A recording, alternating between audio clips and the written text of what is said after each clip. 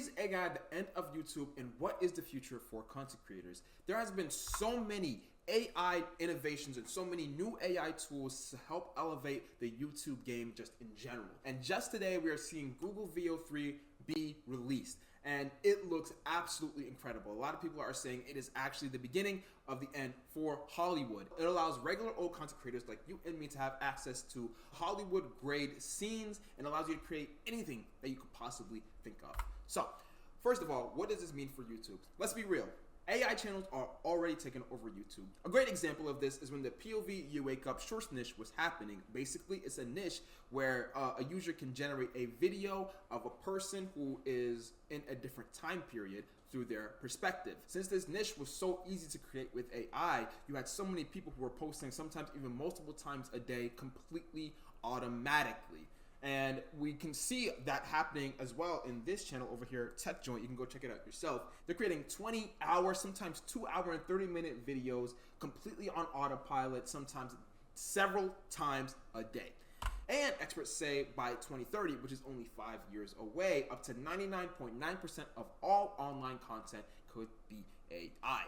So let's look at the facts. What's up, guys? My name is Mr. Cillian, and I am teaching creators like you how to grow through experience. I've worked with multiple million subscriber channels. I currently am scaling faceless channels in private. I have 30K long-form subscribers on my main channel. 29.9 right now, but basically 30K. I'm a full stack developer, so I kind of know what I'm talking about when it comes to AI, and I overall just love YouTube. And you know, honestly, this is not a surprise, obviously.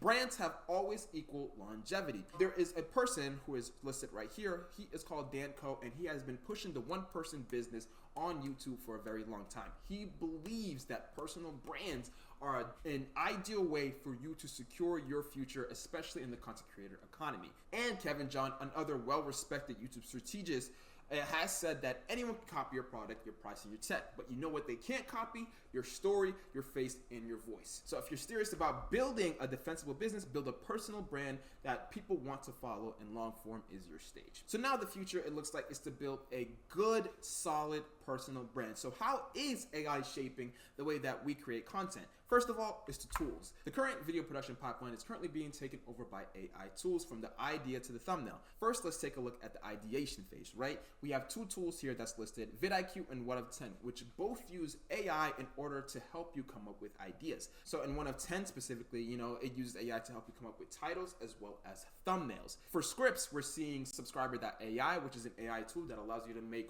really engaging YouTube scripts. For voiceover, we are getting human-grade voiceovers from 11 Labs.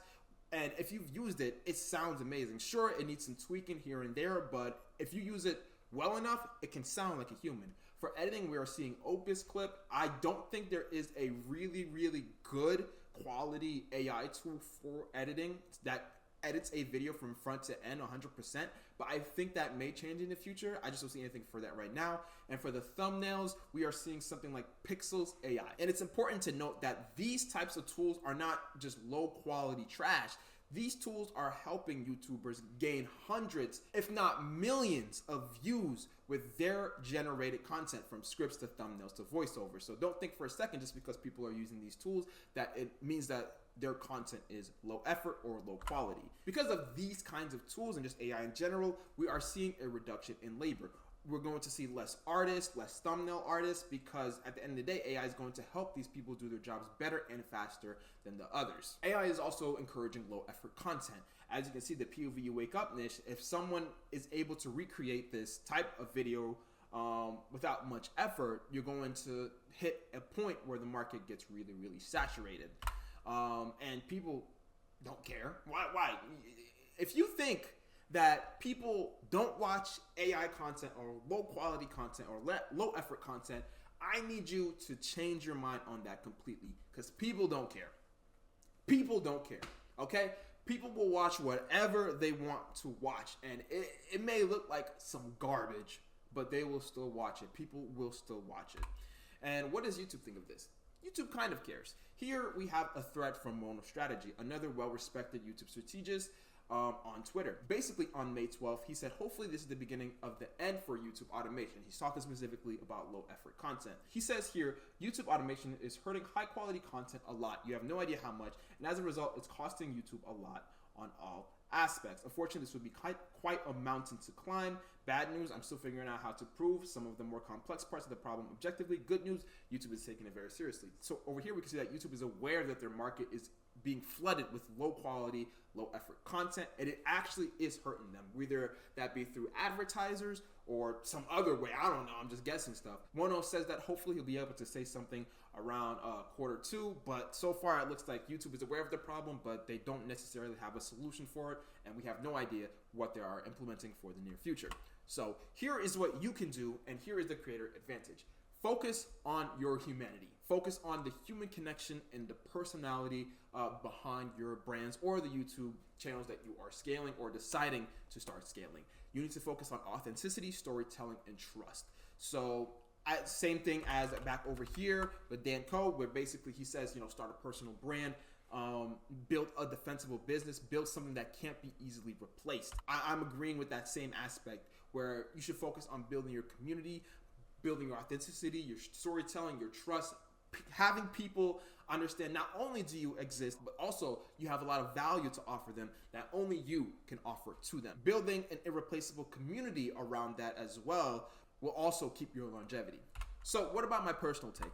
My personal take is that faceless channels are at risk unless you have an advantage. If your content can be easily replicated by AI or it has a low entry of barrier, you should consider swapping niches unless you have an advantage. Maybe your advantage is you're able to post at a higher quantity than everyone else. Or maybe you have a certain API or info that only you have access to. Otherwise, it's very possible that someone may just enter your niche and just completely dominate it, just like as I feel like this person is doing over here at TechJoint. I also think a personal brand will be more of an asset than it is today. Honestly, I have a personal take that everybody or most people in the newer generation will have a YouTube channel and will be promoting themselves online. The same way, everyone had an Instagram or everyone had a Facebook, everyone will have a YouTube channel and will be documenting their own life. But that's a theory for another video. I personally just think that right now, a personal brand, and other people are saying that a personal brand is an amazing asset to have, is an irreplaceable asset to have, and focus on building your personal brand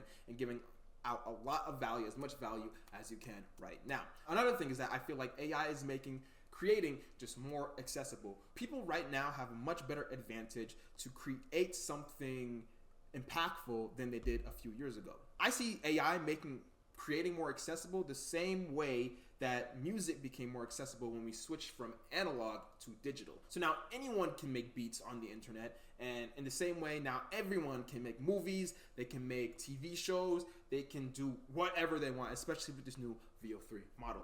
So what do you think about all this? I honestly think that AI is inevitable. I don't think you can escape it. I think people are going to be left behind at an alarming rate, and you should use AI in order to leverage your ROI immediately.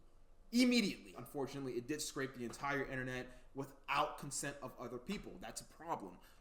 And even in some news articles today, they're saying the future of the content creator platform is to make content exclusive. Now, like, look at WAP. Look at WAP in school. They're doing absolutely amazing. Like, online education in private communities seems to be the future. But once again, that's another conversation for another time. That being said, I hope you enjoyed this video. Please remember to like and subscribe, and all the tools that I mentioned in the video will be in the description. Hope to catch you in the next one.